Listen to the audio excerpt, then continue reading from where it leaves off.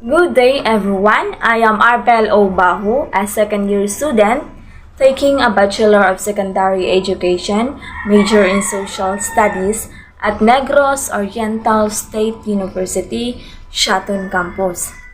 In this video, I'll be discussing the two models of disability, the social model and the human rights model, which is the continuation of the topic of Ms. Aidel Amante. Under the Unit 1 definition, goals, and scope of special and inclusive education. So before we start the discussion, let's read first the objectives. At the end of the lesson, the students shall be able to explain the models of disability. S. Identify a social and human rights model that emphasizes structural barriers and disabled people's rights. And A. Describe an example of the importance of models of disability in a certain situations. Imagine a town full of physically impaired people, all wheelchair users. They run everything. There aren't any able-bodied people, so naturally, when they built the town, the community decided it was pointless to have ceilings 10 foot high and doors 7 foot high. So the ceilings were built at 7 foot and the doors at 5 foot. In every way, they designed the place the way they wanted it. One day, a few able-bodied people come to stay. One of the first things they notice is the height of the doors. And the reason they notice is because they keep hitting their heads. They come to stand out by the bruises they carry on their foreheads. Soon doctors, psychiatrists and social workers all become involved. Committees are formed. Many people are worried about what becomes known as the problem of the able-bodied. Throughout the town there is a growth of real concern. Specially toughened helmets are handed out, free to the able-bodied, to be worn at all times. Braces are designed which give support and relief, while keeping the able-bodied wearer bent to normal height. Various groups of compassionate wheelchair users get together and form registered charities. Every quarter they have a collection day. Upturned helmets are left in pubs and shops for people to drop their small change into. There is talk of founding special homes. But then one day, it dawns on the able-bodied that there is nothing actually wrong with them, just that society excludes them. Alright class, what have you noticed and observed from the video? Yes, very good. We can observe in the video that there are people that are physically impaired and experiencing barriers in their social activities and find difficulties on how they would fit in the society.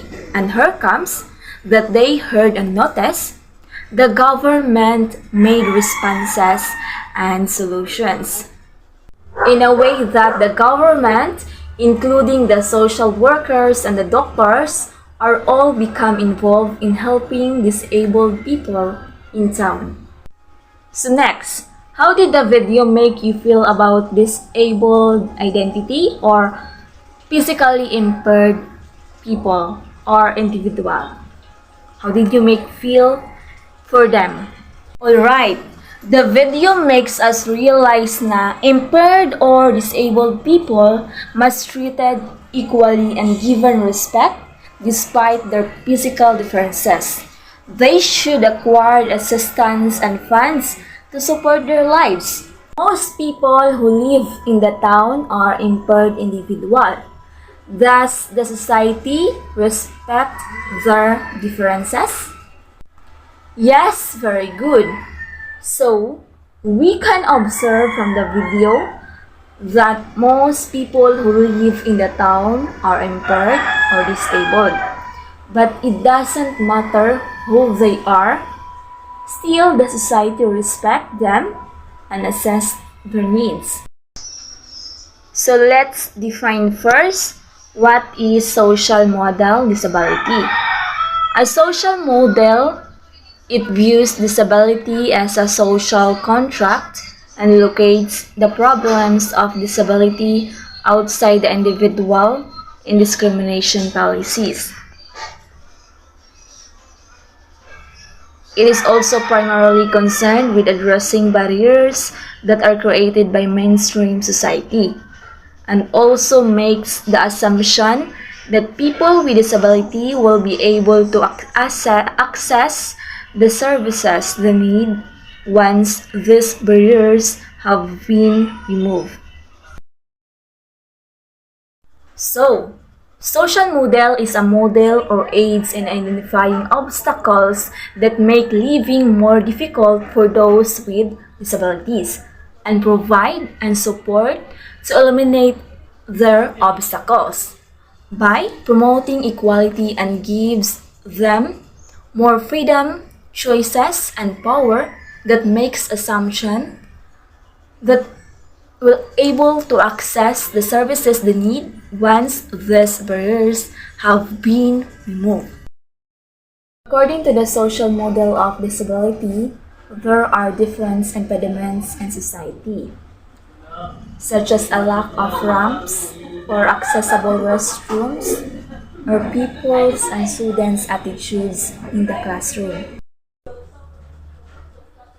So, social model it therefore carries the implication that the physical, attitudinal, communication, and social environment must change to enable people living with impairments to participate in society on an equal basis with others. It also seeks to change society in order to accommodate people living with impairment. It does not only seek to change persons with impairments to accommodate society, but it also supports the view that people with disability have the right to be fully participating citizens on equal basis or daily basis. Right, class? When we say social model, it concerns and support on addressing the barriers of impaired individual in society, including in school and in home. That it enable to individual to live freely and to be treated equally in a way that recognizing those barriers that make their life harder, because we are all different in a way in every aspect, and as part of the society, we have a greatest part to remove those barriers by giving them respect and equal treatment and services they deserve. So let us proceed to the examples of the social model in action. So here is the scenario. You are a disabled person who can use stairs and wants to get into a building with a step at the entrance. So the scenario number 1, there is a disabled person nga dili siya makaagi sa entrance tungod kay kanang by step ang alagianan. So diri na mo enter ang social model na nag-recognize nga walay problema sa disabled person kay tungod kay ingana siya nga gipakatawo despite sa iyang differences. Then wala siya problema. Maybe we can suggest adding a ramp to the entrance. So para mas makaagi siya ayun sa building, so pwede nga mo add og ramp ang government to assess their needs. Scenario number 2. You are a teenager with a learning difficulty who wants to live independently in your own home, but you don't know how to pay the rent. So, ikaw, usa ka estudyante nga nagka-problema sa learning process. And then, you have realized na mas prefer nimo nga maka-learn kung you live independently. But, syempre, usa pa ka estudyante, you can support on your own, you can't have money to pay the rent. So, dari na mo enter ang social model for the disability. Dili lang nga ang disability is para sa mga disabled people, like kanyang ng mga problema sa ilang physical aspect, physical appearance, but also it can also relate to the difficulty of students or something that nagka-problema sa pagtuo ningon ana. So the social model recognize that with the right support on how to pay your rent, you can live the life you choose. So pwede ang imong parents mo support sa pagbayad sa renta sa balay nga imong ganahang puy-an, because living with them, maybe you encountered or you experienced difficulties in learning, so you prefer to live on your own. So the two situations above are examples of social model that sorts the disabled needs. So do you think that the particular individual can survive on their own without the help of others? Very good. All humans cannot live by itself, especially the disabled or impaired individual. They need someone who will help them to continue fighting their battles in life. So let's proceed to the human rights model. So the human rights model, as the name suggests, is based on basic human rights principles. It recognizes that disability is a natural part of human diversity that must be respected and supported in all its forms. It is also people with disability have the same rights as everyone else in society, and impairment must not be used as an excuse to deny or restrict people's rights.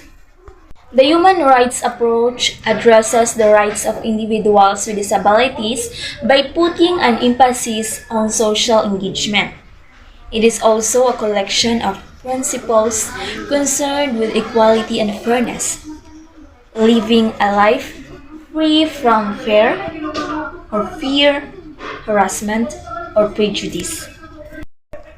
The human rights model, it established the right of people with disability to live independently and be included in the community.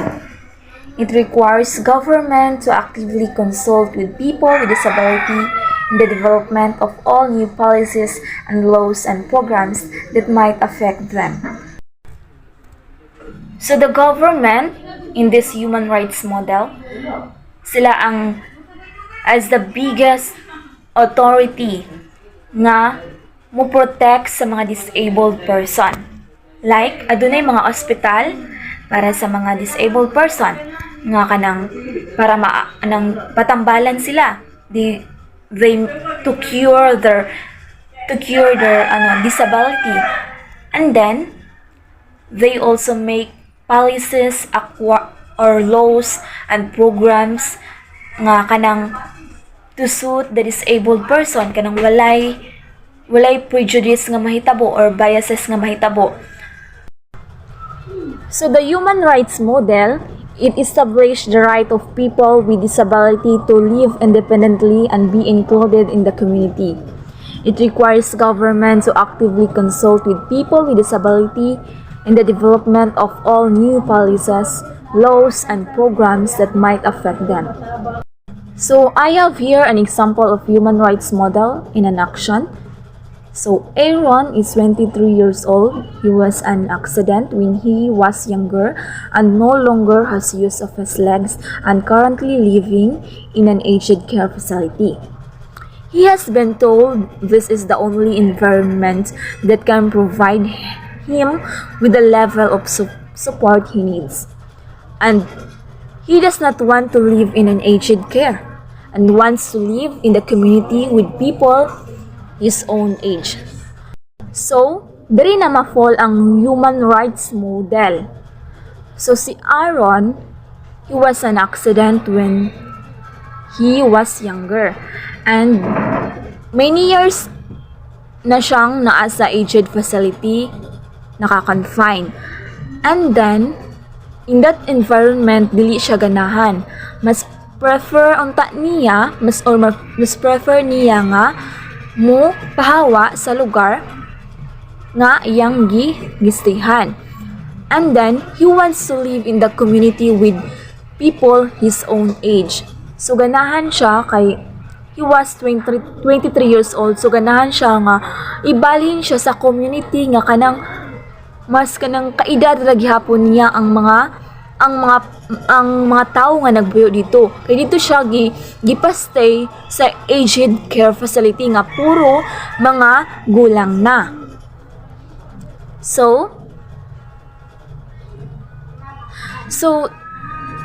that was the example of human rights model. So naay rights si Aaron nga mubalhin or ibalhin siya sa community nga iyang ganahan. So the human rights model recognized that Aaron has the right to choose where he lives and that his ability-related needs do not provide an excuse for restricting his rights. So, bisan sa iyang hitabo nga na-aksidente siya, still, naa siya rights nga mopili. He had rights to choose kung asa siya ganahan. So, ma-fall ang human rights model ani nga mo still be mo support ni Aaron para to live him freely, or he had a freedom to live by himself. So, let's proceed to my activity. So, that's all for today.